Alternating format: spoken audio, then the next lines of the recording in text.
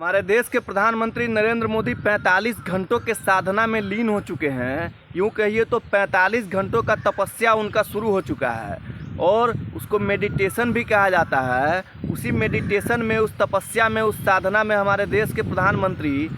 तमिलनाडु के कन्याकुमारी में स्थित स्वामी विवेकानंद मेमोरियल हॉल में वो तपस्या में लीन हो चुके हैं। आप सभी को पता होगा कि आज से पहले कोई भी ऐसे, पूरी दुनिया में कोई भी ऐसे राजनेता नहीं है जो तपस्या किया हो, साधना किया हो, अपने आप को तपाया हो। लेकिन नरेंद्र मोदी ने पिछले साल पिछली बार 2019 के चुनाव में भी केदारनाथ में 17 घंटों का तपस्या किया था और इस बार वो खुद अपने रिकॉर्ड को ही तोड़ दिए हैं और 45 घंटों के साधना में नरेंद्र मोदी कन्याकुमारी के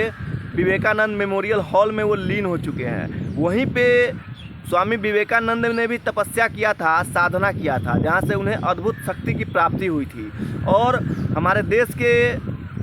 के ही नहीं, पूरी दुनिया के पहले वो राजनेता है जो तपस्या में लीन हो चुके हैं। और उस पर कई सारे ऐसे विरोधी हैं जो उनका मजाक बना रहे हैं। कांग्रेस के जो राष्ट्रीय अध्यक्ष मल्लिकार्जुन खड़गे हैं, वो बताते हैं कि भैया नरेंद्र मोदी का टाइम आ चुका है, अब उनको जो है जीवन भर तपस्या ही करना पड़ेगा, क्योंकि उन्होंने देश को छला है, गाँव को ठगा है, तो उनको अब लाइफ टाइम तपस्या करना पड़ेगा। तेजस्वी यादव ने कहा है कि वो शुरू से ही तपस्या में लीन होते तो शायद 10 साल तक देश को ये चीज़ झेलना नहीं पड़ता, इतनी बेरोजगारी और महंगाई झेलना नहीं पड़ता। मतलब अखिलेश यादव ने भी कटाक्ष किया और अखिलेश यादव ने तो यहाँ तक कह दिया कि उसके आगे पूरा पानी ही पानी है और वो हमारे देश के जो प्रधानमंत्री है शायद वो पानी में ही लीन हो जाएंगे। मतलब इस तरीके के भाषा का उपयोग किया जा रहा है एक प्रधानमंत्री के लिए। ज़रा सोचिए कि जब कोई चुनाव प्रचार करके थक जाता है तो वो कहीं घूमने चला जाता है, छुट्टियों पे चला जाता है और रिलैक्स करता है, लेकिन वही हमारे देश के प्रधानमंत्री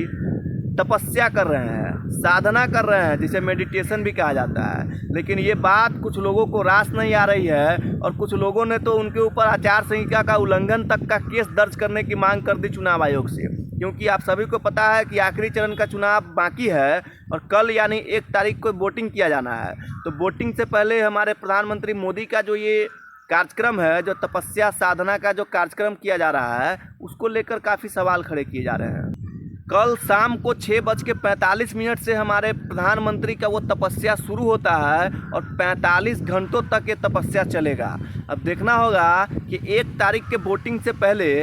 क्या कुछ हो पाता है, यानी कल तक ये तपस्या चलेगा जिसमें हमारे प्रधानमंत्री लीन रहेंगे। जरा सोचिए कि दुनिया का इकलौते ऐसे राजनेता है जो तपस्या करते हैं, साधना करते हैं, मेडिटेशन करते हैं और पूरी दुनिया से वो 45 घंटे के लिए कट जाते हैं, अलग हो जाते हैं, कोई कनेक्टिविटी नहीं रहता है और बिना खाए पिए वो तपस्या में लीन रहेंगे। सिर्फ बताया जा रहा है कि वो सिर्फ नारियल पानी पिएंगे और जूस पिएंगे, उसके अलावा वो कुछ नहीं खाएंगे और पूरी दुनिया से, पूरी मोह माया जंजाल से दूर हो करके 45 घंटों तक उनका साधना चलने वाला है, जो कि इस दुनिया में पहले ऐसे इकलौते ऐसे हमारे राजनेता हैं जिन्होंने इस तपस्या का रिकॉर्ड अपने नाम बनाया है। शायद विपक्ष के लोगों को ये सोचना चाहिए कि कोई महान पुरुष, कोई सिद्ध पुरुष ही इस प्रकार की तपस्या को, साधना को कर सकता है। लेकिन हमारे देश में जिस तरीके की राजनीति की जाती है, उनके ऊपर मजाक बनाया जा रहा है, उनका मखौल उड़ाया जा रहा है